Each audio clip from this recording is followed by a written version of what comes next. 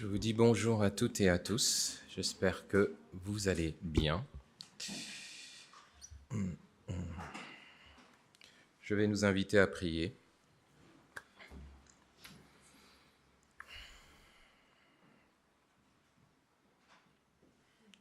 Nous voulons te remercier, Dieu Tout-Puissant, toi que nous appelons notre Père et qui as fait de nous tes enfants. Nous voulons te remercier parce que c'est un privilège de pouvoir partager ensemble ta parole. Nous voulons te demander de prendre la direction de ce moment afin que nous recevions de ta part ce que tu as prévu aujourd'hui pour chacun d'entre nous.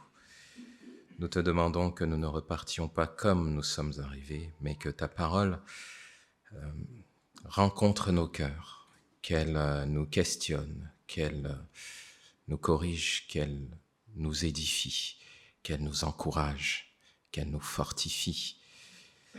Nous voulons nous approcher de toi humblement et te demander de te révéler à nous ce matin, au nom de ton Fils et notre Seigneur Jésus-Christ. Amen.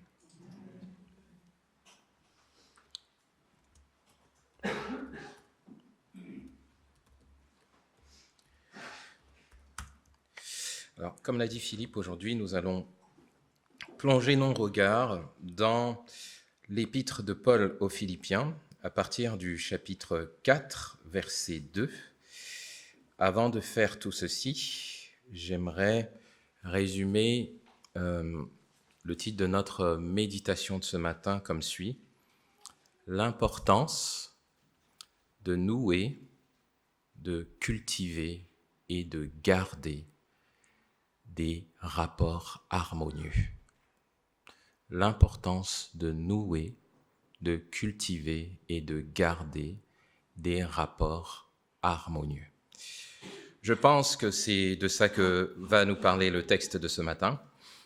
Et je vous propose maintenant de le lire.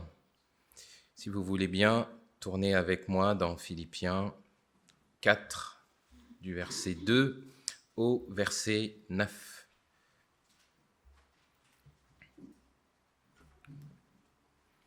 Voilà ce qu'il est écrit. Je recommande à Évodie et Syntyche de vivre en parfaite harmonie l'une avec l'autre, selon le Seigneur. Je les y invite instamment. Toi, mon fidèle collègue, je te le demande, viens leur en aide, car elles ont combattu à mes côtés pour la cause de l'Évangile, tout comme Clément et mes autres collaborateurs, dont les noms sont inscrits dans le livre de vie. Réjouissez-vous en tout temps de tout ce que le Seigneur est pour vous. Oui, je le répète, soyez dans la joie. Faites-vous connaître par votre amabilité envers tous les hommes. Le Seigneur est proche. Ne vous mettez en souci pour rien, mais en toute chose, exposez vos demandes à Dieu en lui adressant vos prières et vos supplications, tout en lui exprimant votre reconnaissance. Alors la paix de Dieu, qui surpasse tout ce que l'on peut concevoir, gardera votre cœur et votre pensée sous la protection de Jésus-Christ. Enfin, frères et sœurs, nourrissez vos pensées de tout ce qui est vrai, noble, juste, pur, digne d'amour ou d'approbation, de tout ce qui est vertueux et mérite louange. Ce que vous avez appris et reçu de moi, ce que vous m'avez entendu dire et vu faire, mettez-le en pratique. Alors, le Dieu qui donne la paix sera avec vous. Amen. Voici donc notre méditation du jour. Comment, ou plutôt l'importance de nouer, de cultiver et de garder des rapports harmonieux. Alors, peut-être un petit peu d'historique pour resituer ce passage dans son contexte. Nous sommes très avancés dans une série de prédications sur l'épître aux Philippiens où nous avons vu depuis déjà plusieurs semaines que l'église de Philippe, c'est une église qui a été fondée par l'apôtre Paul, l'auteur de cette épître, et l'apôtre Paul, au moment où il l'écrit, il est en prison. Il est en prison et donc il y a un frère de l'église de Philippe qui lui rend visite pour subvenir à ses besoins, qui lui donne des nouvelles de l'église de Philippe. Et en retour, Paul écrit à l'église de Philippe en fonction de ce qu'il a appris, de comment il se porte. Et Paul va parler de plusieurs questions qui concernent les croyants, qui concernent l'église. Notamment, il va parler de ce qui est important pour garder le bon cap pour son salut, notamment le fait de savoir identifier qu'il y a des faux enseignants, c'était un des dangers qu'il y avait dans l'Église, le fait aussi qu'il y a des gens qui prêchent parfois l'Évangile, mais le font par intérêt, pour leurs propres intérêts, plutôt que de le faire pour l'intérêt de ceux qui doivent écouter l'Évangile. Donc il va mettre en lumière différentes situations qui concernent l'église de Philippe, une église qu'il affectionne, mais il tenait aussi à les avertir de certains dangers. Parmi les dangers pour lesquels il veut les avertir, il y a un danger auquel l'église de Philippe fait face, c'est le manque d'unité. Et il a consacré plusieurs points dans la lettre à parler de l'importance de l'unité, et chose qui montre que cette question est très importante, c'est que lorsqu'il termine par les recommandations dans cette lettre, au chapitre 4, il revient sur cette question en ciblant particulièrement 2 personnes, voire 3, sinon même toute la communauté. Alors, ce que j'aimerais vous proposer, c'est que, au travers de ce texte, nous apprenions pourquoi ou en quoi est-ce que c'est important de cultiver, de nouer des rapports harmonieux, et qu'on voit quels sont les principes que l'apôtre Paul a suggérés pour savoir comment s'y prendre. Et parmi ces principes, j'aimerais vous en partager 3. On parlera de comprendre l'ampleur, l'enjeu et l'urgence d'une situation de conflit. Comprendre l'ampleur, l'enjeu et l'urgence d'une situation de conflit. On parlera aussi de résoudre la situation en s'appuyant sur le Seigneur Jésus. Et enfin, on parlera de préserver l'harmonie avec Dieu et avec les autres. D'accord ? Alors, avant d'aborder le premier point, ou même en introduction de ce premier point, je ne sais pas si vous avez... Je pense que si j'aborde l'événement du 11 septembre, ça parle à tout le monde. Quand je dis 11 septembre, il y en a peut-être qui n'étaient pas là quand je dis 11 septembre sans donner l'année. Mais si je dis 11 septembre, est-ce que tout le monde, ça parle à tout le monde? Oui, non? D'accord. Je parle précisément du 11 septembre 2001. Je savais exactement, moi, ce que je faisais ce jour-là. J'étais au travail et puis j'ai dû descendre au rez-de-chaussée où il y avait des écrans télé. Je pense que plusieurs personnes étaient devant les écrans télé. On a vu ce jour-là une scène qui était plutôt inattendue pour la plupart des gens dans le monde, parce que des avions s'étaient écrasés dans les 2 tours du World Trade Center. Et on a aussi vécu cela comme une scène horrible parce que au bout de quelques temps, les 2 tours se sont effondrées. Alors, tout le monde a attribué l'effondrement des 2 tours au fait que des avions se sont écrasés dans les 2 tours. Les incendies auraient entamé la structure du bâtiment. Il se trouve que plusieurs spécialistes, s'ils sont d'accord que les avions accéléraient la chute des tours, mais plusieurs spécialistes pensent qu'il y avait des défauts de construction dans les bâtiments et que ces failles, en fait, qui existaient déjà, ont simplement été, intensifiées, accrues par le choc des avions. Les bâtiments avaient déjà une faiblesse qu'on ne voyait pas. Autrement dit, l'édifice n'était pas si solide que ça, aussi solide qu'il semblait en apparence. Il a suffi qu'il y ait eu un incident extérieur pour accentuer le défaut et elles se sont effondrées. Il y a plusieurs situations comme ça où on voit que des édifices qui semblaient fiables, en réalité, se sont effondrés à cause de failles qui semblaient négligeable. C'est le cas aussi, par exemple, du pont de Tacoma en 1940, un événement qui est peut-être moins connu, un pont qui est suspendu dans l'État de Washington et qui s'est effondré en raison de vibrations qui ont été causées par des vents. Et puis, en fait, on a découvert que les ingénieurs avaient négligé les effets du vent sur la structure du bâtiment. Donc, le bâtiment semblait en apparence solide, mais il avait des failles que les ingénieurs n'avaient soit pas vues ou alors ils avaient sous-estimées. Et tout ceci pour dire qu'il arrive bien des situations où on a l'impression qu'on voit un phénomène qui est marginal.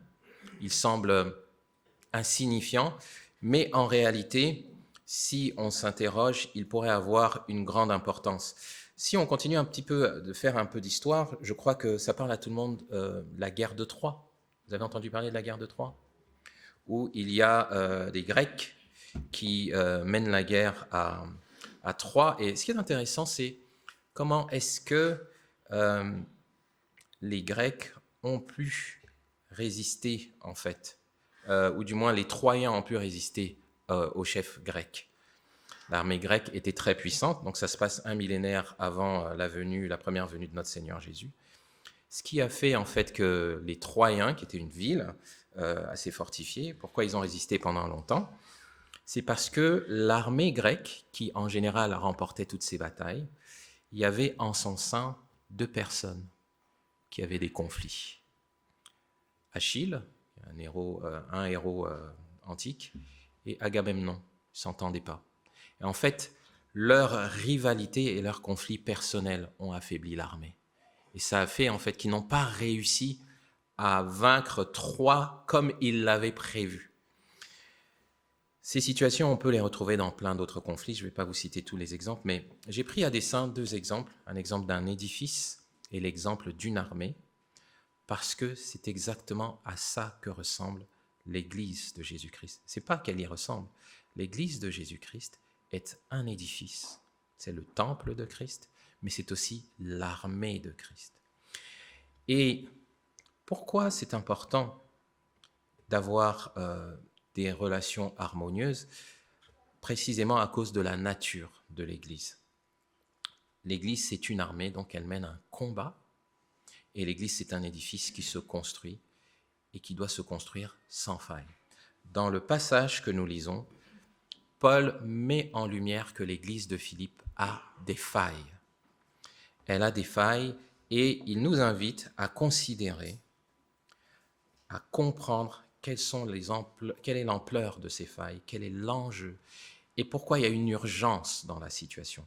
Alors on va relire le verset 2 et le verset 3.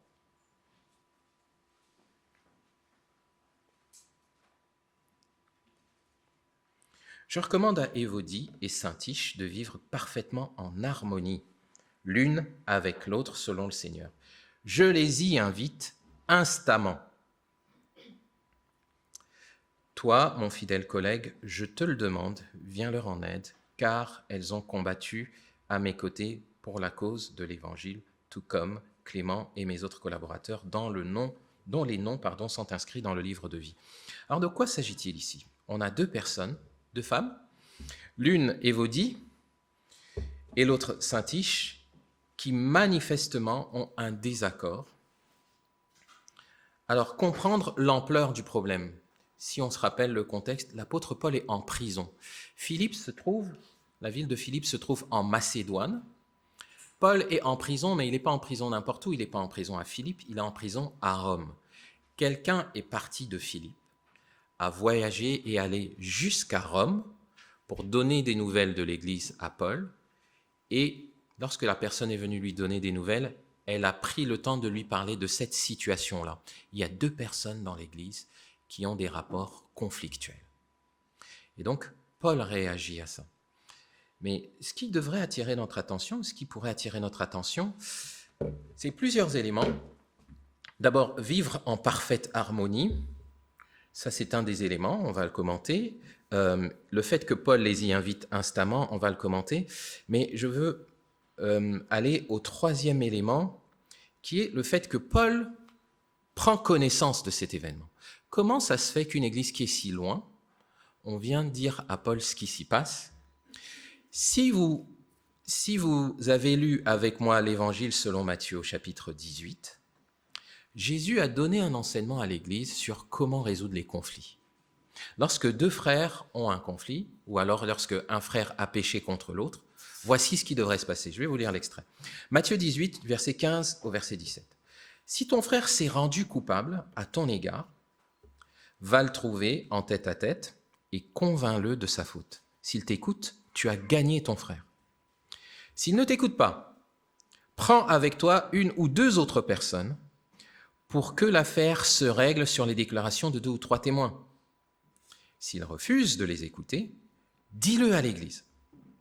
S'il refuse d'écouter l'Église, considère-le comme un païen et un collecteur d'impôts. » Dans ce passage, le Seigneur Jésus dit, lorsqu'il y a une mésentente, un conflit, voire un péché contre un frère, la première étape, c'est que ça doit se régler entre celui qui est offensé et celui qui a offensé, en un à un, seul à seul. Si ça ne marche pas, on va chercher d'autres personnes qu'on fait rentrer dans la discussion, dans la médiation. Si ça ne marche toujours pas, on élargit le cercle pour que ça aille jusqu'à l'Église. Et normalement, le dernier stade de résolution du problème, c'est lorsque toute l'Assemblée est au courant. Dans ce que nous lisons dans l'Épître aux Philippiens, toute l'Assemblée était au courant, mais le problème n'est toujours pas résolu. Le problème est arrivé jusqu'à Paul. Ça veut dire que le problème a eu le temps de prendre de l'ampleur. Si bien que le problème n'était pas qu'entre les deux personnes, tous les responsables de l'Église étaient au courant. Et c'était devenu si préoccupant que c'est arrivé jusqu'aux oreilles de l'apôtre, qui lui est en prison depuis un petit moment. C'est pourquoi on peut dire que c'est un problème d'une grande ampleur, et ça explique la réponse de Paul. Je veux qu'elle résolve le problème instamment. En fait, Paul insiste pour que ce soit résolu en urgence. Alors, pourquoi en urgence ? Pourquoi est-ce qu'un désaccord comme celui-là, d'ailleurs on ne sait pas vraiment lequel, pourquoi est-ce qu'il faut que ce soit résolu en urgence ? Je rappelle ceci, dans le texte, il est dit que les deux femmes ont été collaboratrices de l'apôtre Paul. Ça veut dire que quand l'Église a été fondée, elles ont travaillé avec l'apôtre Paul. Ça veut dire que c'est des femmes qui sont influentes dans l'Église. Autrement dit, leur témoignage peut avoir un impact sur ceux qui sont plus jeunes dans la foi. Ça peut même avoir un impact sur ceux qui ne connaissent pas encore le Seigneur Jésus. Donc, c'est pourquoi Paul insiste. Paul comprend tout à fait que le phénomène est d'une grande ampleur, tout le monde est au courant. Il insiste sur l'urgence parce que l'enjeu est important.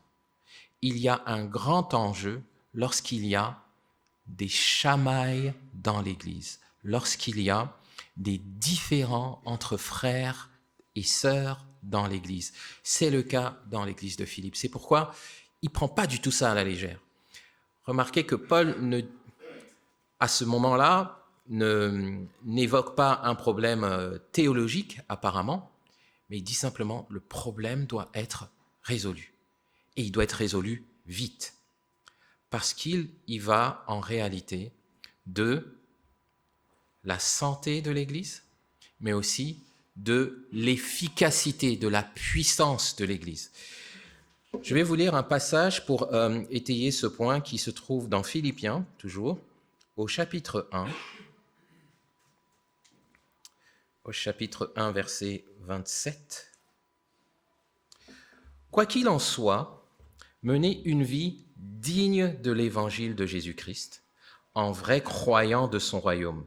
Ainsi que je vienne vous voir ou que je reste loin de vous, je pourrai apprendre que vous tenez bon, unis par un même esprit, luttant ensemble d'un même cœur pour la loi fondée sur l'évangile, sans vous laisser intimider en rien par les adversaires. » Autrement dit, Paul insiste déjà depuis le début de sa lettre sur « c'est important que vous soyez unis d'un même esprit, d'un même cœur, que vous pensiez la même chose, que vous défendiez les mêmes choses. C'est important que vous n'ayez pas de division entre vous. » Et c'est ce que Paul appelle une vie digne de l'Évangile. Les croyants que nous sommes sommes appelés à mener une vie digne de l'Évangile. C'est une vie dans l'unité. Une vie où on marche d'un même cœur, on lutte d'un même cœur. Je vais poursuivre ma lecture dans Philippiens 2, où Paul semble toujours préoccupé par cette question d'unité. Au verset 2 de Philippiens, chapitre 2, il dit « Rendez donc ma joie complète, tendez à vivre en accord les uns avec les autres. » Exactement la même chose qu'il a dit à Évodie et Saint-Tiche. Et pour cela, ayez le même amour, une même pensée et tendez vers le même but. Ne faites rien par esprit de rivalité ou par un vain désir de vous mettre en avant. Au contraire, par humilité, considérez les autres comme plus importants que vous-même. Que chacun regarde non ses propres qualités, mais celles des autres. Tendez à vivre ainsi entre vous, car c'est ce qui convient quand on est uni à Jésus-Christ. Autrement dit, cette question de l'unité qui est là, qui revient à chaque fois dans la lettre, c'est parce qu'il y a un problème d'unité réel dans l'Église. Et il n'est pas des moindres parce qu'il y a deux personnes qui apparemment ont eu des responsabilités dans l'Église qui ne sont pas unies. Et Paul ne néglige pas les dégâts que ça pourrait faire. Une indication peut-être sur qu'est-ce qui cause les désaccords. Le texte de notre méditation de ce matin ne le dit pas, mais on peut voir que Paul, lorsqu'il parle au chapitre 2, il dit « Ne faites rien par esprit de rivalité ». Que chacun considère l'intérêt de l'autre plutôt que les siens, ou les qualités de l'autre plutôt que les siens. On peut peut-être supposer qu'il y avait de la rivalité entre les deux femmes, on ne sait pas, c'est possible. Le texte ne le précise pas, mais pour une raison ou pour une autre, elles n'arrivaient pas à se mettre d'accord. Et l'Église n'a pas réussi à les mettre d'accord. Elles avaient des intérêts divergents. Alors, que faire lorsqu'on en est là? Il y a un frère dans l'Église, lui et moi, on n'arrive pas à s'entendre. Une sœur dans l'Église, on n'arrive pas à s'entendre. Le message clair de Paul, c'est « Vivez en harmonie les uns avec les autres ». Et je trouve que c'est intéressant la formulation de Paul. Vivre, non pas en harmonie, mais en parfaite harmonie. C'est-à-dire, vous devez vous entendre parfaitement. Vous ne devez pas laisser entre vous des désaccords. Les désaccords peuvent exister, mais vous devez travailler à les résoudre. Il n'est pas question de vivre l'Église en acceptant, ok, on sait qu'on n'est pas d'accord là-dessus, mais bon, chacun fait ce qu'il veut, c'est pas grave. L'Église peut en pâtir. Tant que moi je vais bien, tant qu'on ne se rencontre pas, moi je vais bien, chacun continue sa route. Ça n'est pas ainsi qu'on vit dignement de l'Évangile. Pourquoi ? Précisément à cause des images qu'on a données plus tôt. L'Église, c'est un édifice et l'Église, c'est une armée. Le Seigneur Jésus a déclaré que si un royaume est divisé, il va périr. Les discordes dans l'Église, c'est exactement comme les failles dans un bâtiment, qu'on refuse de voir ou qu'on ne traite pas. C'est donc ce qui nous permet de résumer ce premier point entre les versets 2 et le verset 3, c'est il faut comprendre l'ampleur, l'enjeu et l'urgence de ce type de situation. On peut aussi voir que c'est important parce qu'au verset 3, Paul voit que le problème a pris tellement d'ampleur qu'il ne compte pas juste sur les deux protagonistes pour résoudre le problème. Il dit à un troisième qui est responsable de l'Église, il faut que tu les aides. Lorsqu'il y a une discorde entre deux personnes, parfois le problème est tel que les deux personnes à elles seules ne peuvent pas le résoudre. Il en faut une troisième qui va les aider à se réconcilier. Et c'est le cas ici. Ça a pris tellement d'ampleur que les deux ne sont plus à un stade où elles peuvent résoudre le problème. Alors comment est-ce que ça nous parle ? Bien entendu, je m'adresse aujourd'hui à une assemblée de Jésus-Christ, donc forcément ça nous parle. Mais vous savez, les failles, il peut y avoir ici, il peut y en avoir ici, dans l'assemblée.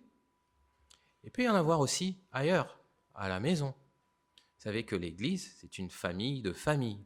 C'est un groupement de familles, souvent, qui viennent se rencontrer pour louer ensemble.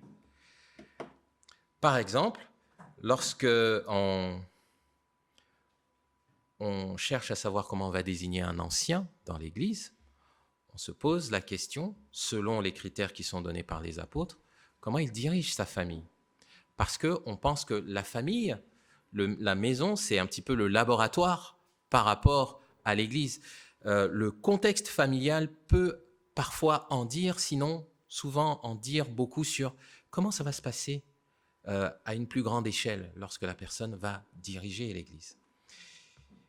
Autrement dit, gérer les conflits à la maison peut aussi en dire long sur comment on va gérer les conflits à l'Église. Et la question qui se pose à nous, c'est pas seulement quelles sont les relations que nous avons entre nous ici, qui nous rencontrons le dimanche ou parfois la semaine. C'est quelles relations nous entretenons avec ceux qui nous sont proches à la maison. Je pourrais même étendre au travail. Quelle est la nature de nos relations avec ceux qui partagent notre quotidien? Nous sommes appelés à vivre une vie digne de l'Évangile. Et ça, c'est notre premier questionnement. Est-ce que nous cultivons la discorde ou la concorde dans nos relations au quotidien? Est-ce que nous avons le tempérament pour nous dire « moi, je peux vivre avec, c'est pas grave, je trace ma route » ou alors est-ce qu'on est tourmenté à l'idée de se dire « j'ai un conflit avec telle personne, je refuse de continuer d'avancer tant que le conflit n'est pas résolu avec cette personne. »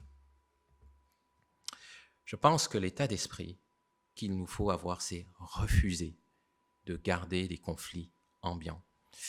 J'ose vous partager très rapidement un témoignage que j'ai vécu dans cette église. J'ai été béni de vivre ce témoignage à 2 reprises.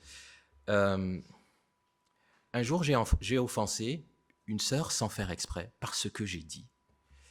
Et à ma grande surprise, je ne savais pas que c'était le cas. Cette sœur a pris son téléphone quelques jours plus tard et elle m'a appelé. Elle m'a dit « Mon frère Alex, je te demande pardon. » Je me dis « Pourquoi? Qu'est-ce que j'ai fait ?» Elle dit « Non, en fait, la dernière fois quand tu as dit ça, on était tous à l'église, je l'ai pris pour moi, ça m'a brisé le cœur et j'étais très en colère contre toi. Mais le Saint-Esprit m'a convaincu que je ne devais pas garder ça pour moi. Alors je suis venu te voir pour en parler. » J'étais très ému par la démarche de la personne et nous en avons parlé. Je ne m'étais pas rendu compte que je l'avais offensé.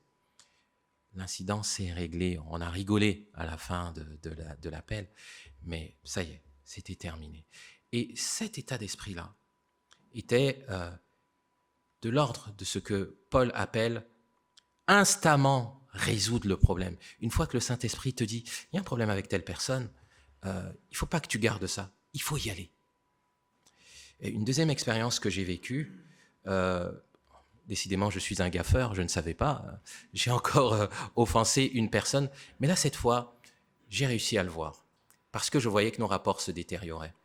Et au moment où je m'en suis rendu compte, j'ai fait cette prière au Seigneur, c'était un dimanche, j'ai dit au Seigneur, « Seigneur, tant que je n'ai pas rétabli ma relation avec cette personne-là, je ne prendrai plus la Sainte Seine. » J'ai dit ça dans le secret de mon cœur, là j'étais à l'entrée. Le lendemain, lundi, j'ai reçu un mail de cette personne qui ne m'envoyait pas de mail et qui m'a dit « j'ai un souci avec toi ». Et la personne m'a listé tous ses griefs. Je savais maintenant ce que la personne avait contre moi. Nous sommes réunis ici, nous avons parlé, nous avons prié. À la fin de la séance, c'était terminé. Résoudre les problèmes instamment. Ne pas laisser les problèmes s'envenimer ou envenimer la situation. Je pense que c'est de ça que Paul parle. Je pense que Paul parle de ça. Mais alors, comment résoudre? Parce que les problèmes ne sont pas tous simples.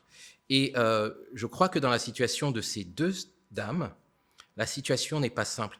Lisons ce que Paul a écrit du verset 4 au verset 7.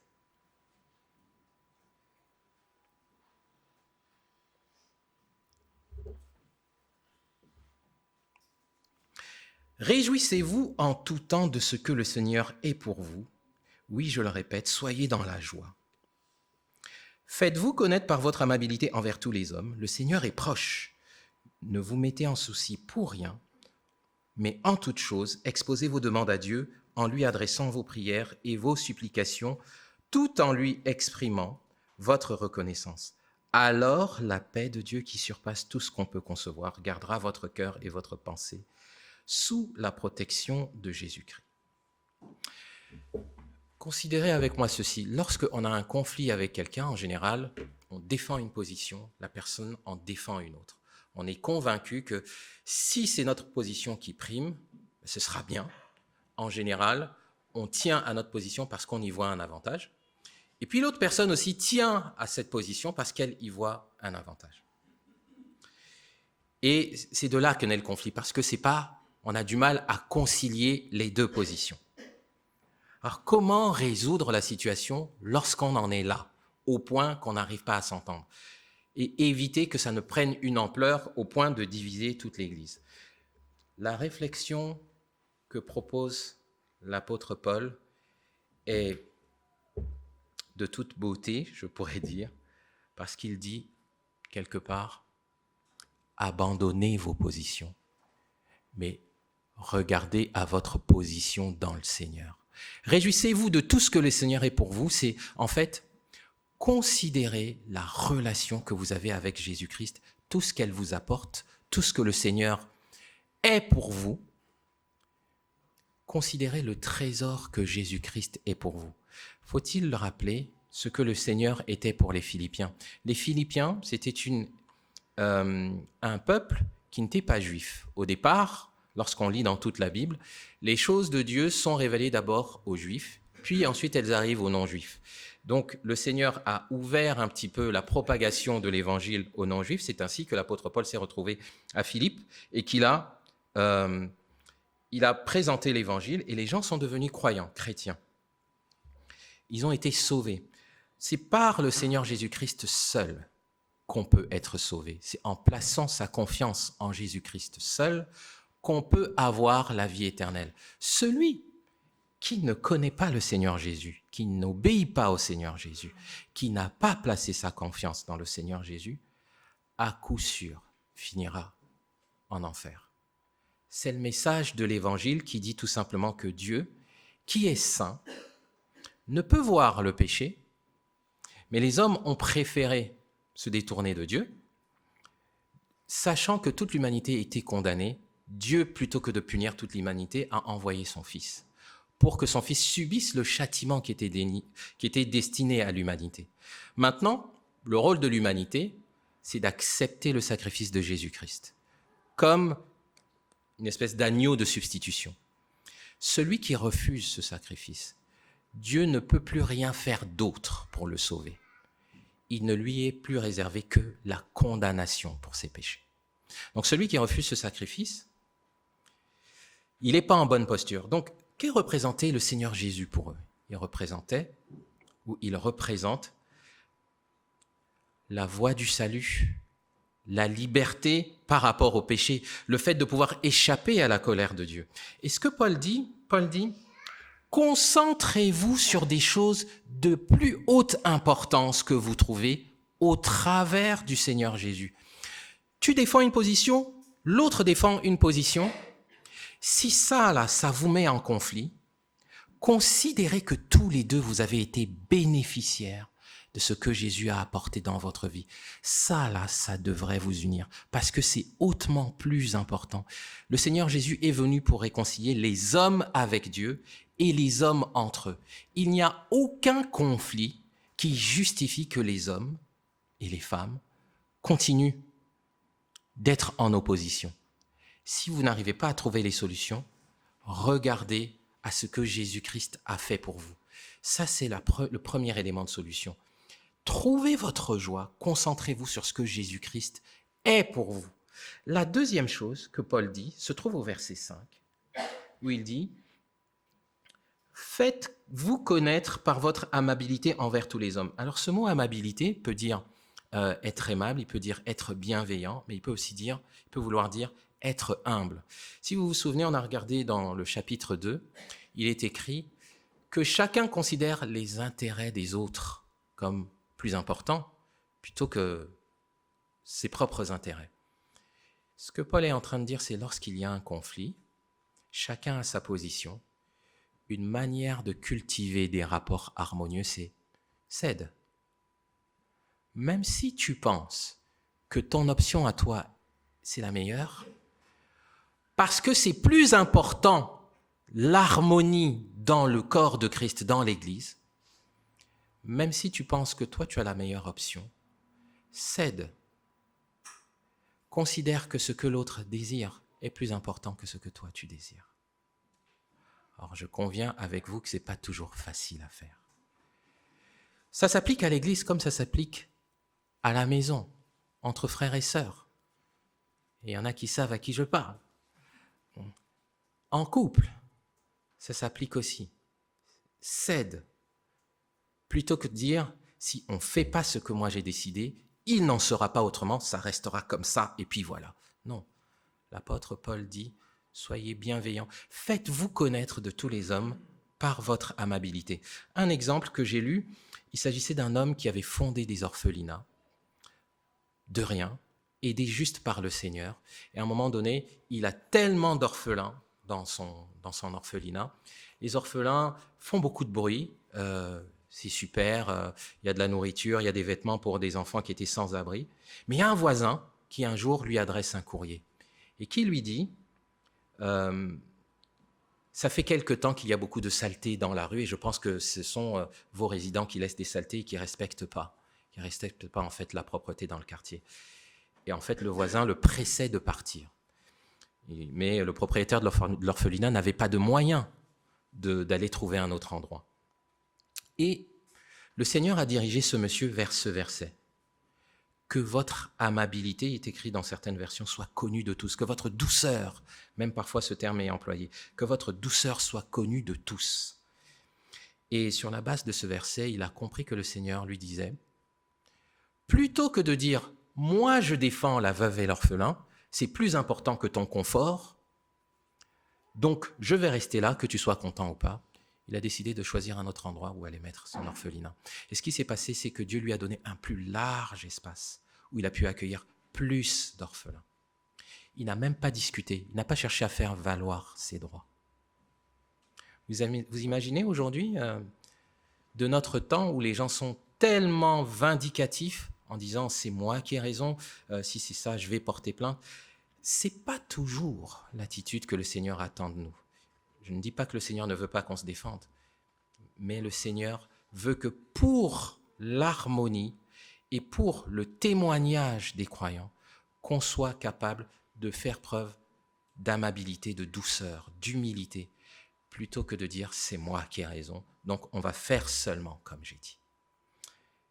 Et c'est un peu ça, ici, que votre amabilité soit connue de tous les hommes. Alors parfois, c'est vrai que c'est difficile, et c'est là que prend tout son sens ce qui est écrit du verset 6 au verset 7, qu'on sort parfois de son contexte, verset très connu, « Ne vous mettez en souci pour rien, mais en toute chose, exposez vos demandes à Dieu en lui adressant vos prières et vos supplications, et tout en lui exprimant votre reconnaissance. » Souvent, on prend ces versets, on se dit, lorsque je suis dans le besoin, je peux dire à Dieu tout ce dont j'ai besoin, je peux tout lui exposer et puis aussi le remercier, etc. Donc, souvent, ça inspire pour la prière, c'est pas faux. Mais il est intéressant de voir que ce passage, mis dans le contexte d'une résolution de conflit, il prend aussi toute une autre dimension. Si j'ai cédé aux positions de l'autre, mais que je pense que ce n'était pas juste,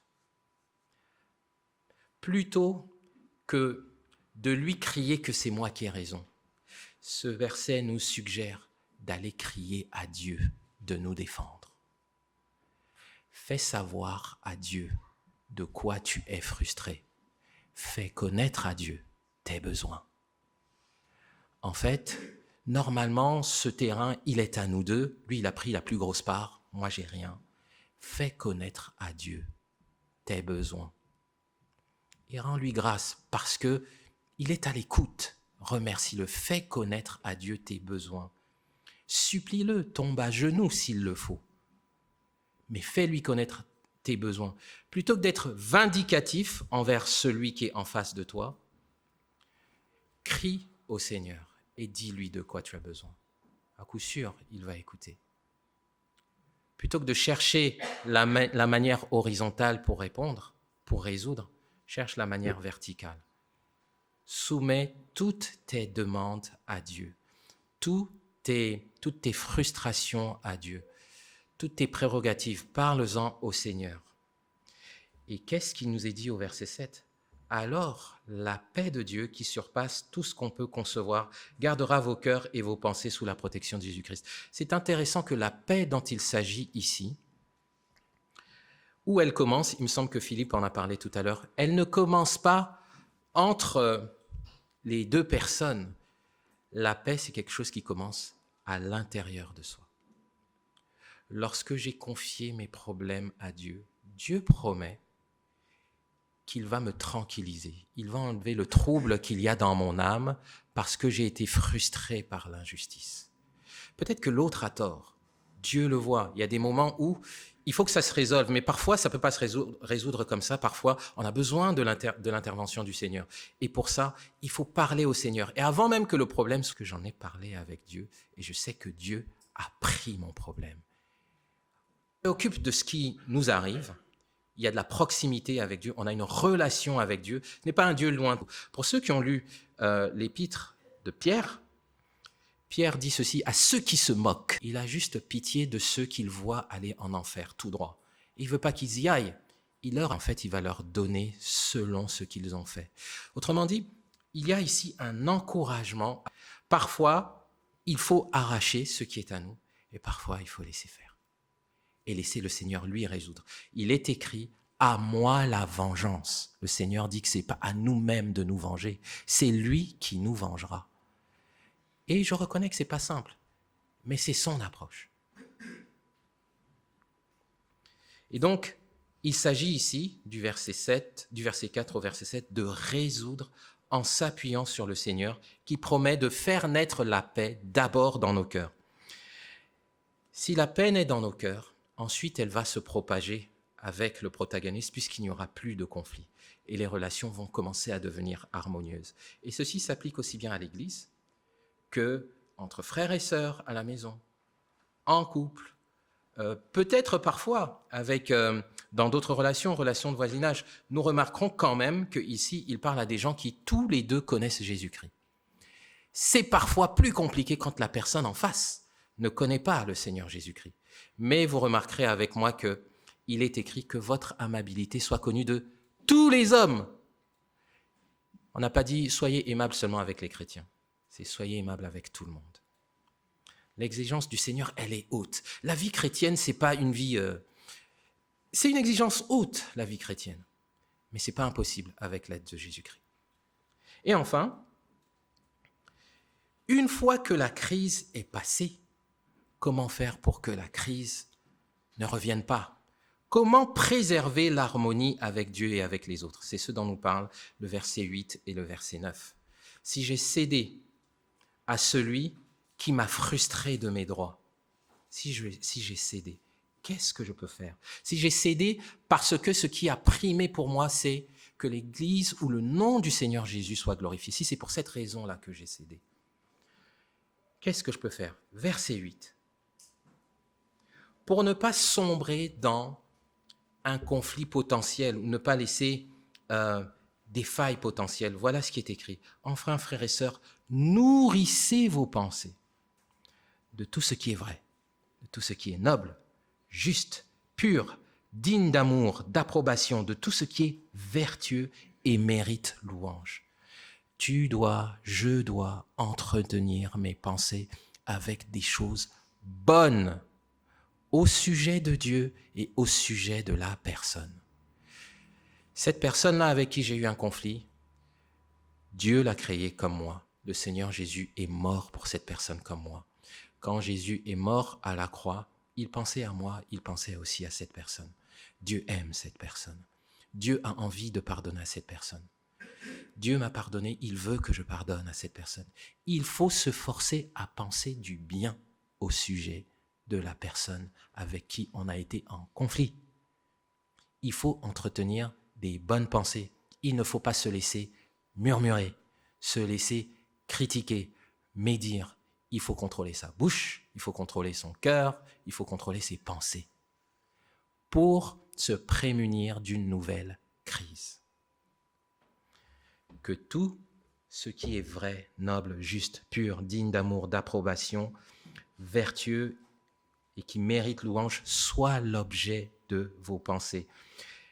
Et il faut prendre exemple sur ceux qui l'ont pratiqué avant. C'est pourquoi l'apôtre Paul dit « Ce que vous avez appris et reçu de moi, ce que vous avez entendu dire et vu faire, mettez-le en pratique. » Vous savez, à l'époque, ce que moi je suis en train de lire, ce n'était pas encore tout à fait écrit, ils n'avaient pas encore tout à fait la Bible au complet. Donc les gens n'avaient pour exemple que les apôtres, que ceux qui avaient vu Jésus-Christ. Donc ils avaient leur exemple pour savoir comment il faut se comporter. Il faut avoir autour de soi des bons exemples, des gens qui savent être tempérés, modérés en temps de crise, pas des gens belliqueux. Il ne faut pas prendre exemple sur les gens belliqueux, parce qu'à tous les coups, on ne va pas y arriver. Il faut avoir des gens qui nous inspirent à être des hommes de paix. Heureux, dit le Seigneur Jésus, ceux qui procurent la paix, car ils seront appelés fils de Dieu. C'est à ça que nous sommes appelés pour vivre dignement de l'Évangile. L'importance d'avoir des relations harmonieuses, l'enjeu, c'est que si nous cultivons des relations harmonieuses, alors nous serons identifiés véritablement comme ceux qui appartiennent au seul Dieu véritable.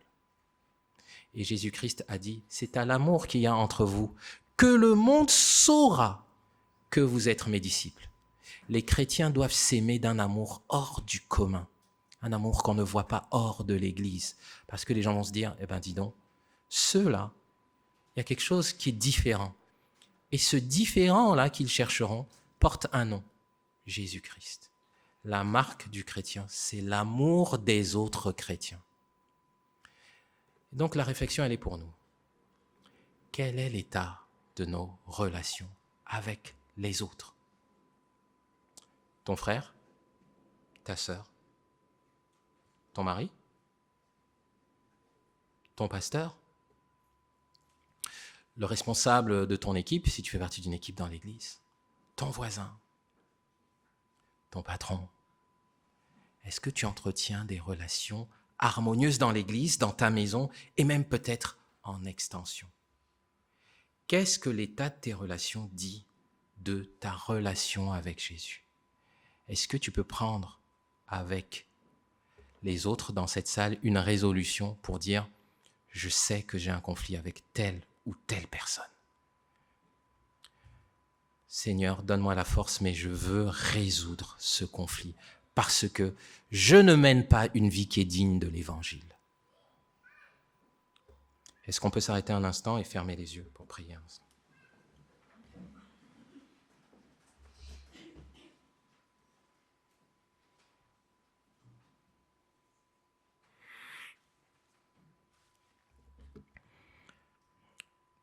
Seigneur, nous voulons te remercier pour ce passage que nous avons médité et nous te demandons que nous ne soyons pas indifférents à ce qui est écrit, à ce que nous avons compris.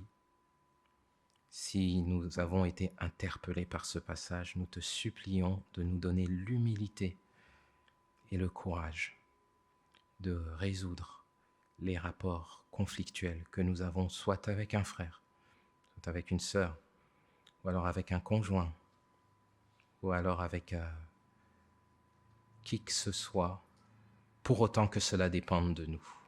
Nous demandons ton aide, ton discernement, afin que ton nom soit glorifié et afin que l'Église de Christ soit triomphante, parce que c'est à ça que tu la destines. Nous avons prié pour ta gloire. Amen.